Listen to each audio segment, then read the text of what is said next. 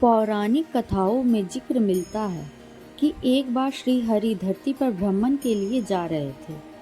तभी देवी लक्ष्मी ने उनके साथ चलने की अनुमति मांगी।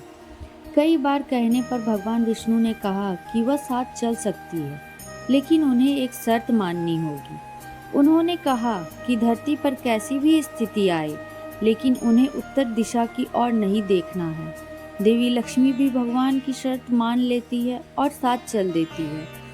कथा मिलती है कि जब श्री विष्णु और माता लक्ष्मी धरती पर भ्रमण कर रहे थे, तभी देवी की नज़र उत्तर दिशा की ओर पड़ी। उस ओर इतनी हरियाली थी कि वह खुद को रोक न सकी और सामने दिख रहे बगीचे में चली गई।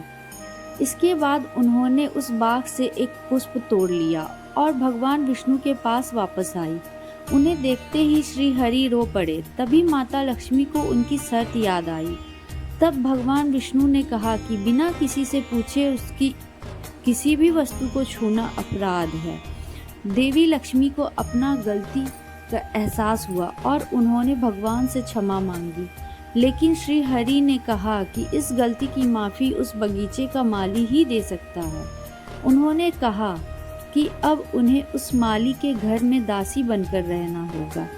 देवी लक्ष्मी ने उसी क्षण गरीब औरत का रूप धारण किया और सीधे उस माली के घर पहुंच गई।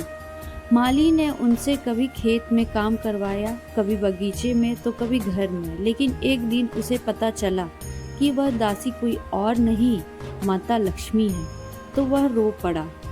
कथा के अनुसार माली ने माँ लक्ष्मी से क्षमा याचना की और कहा कि जो कुछ उसने उनसे करवाया वह सब अज्ञानतावश था, इसके लिए वह उसे माफ़ कर दे।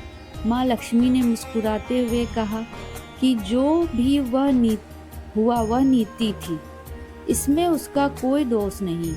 लेकिन जिस तरह उसने माँ को अपने परिवार का सदस्य समझा, उसके लिए वह उसे आजीवन सुख समृद्धि का वरदान देती है।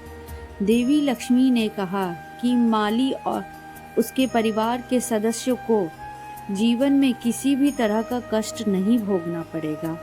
इतना कहकर देवी अंतर्ध्यान होकर विष्णु लोक वापस चली गई। इस प्रकार उनका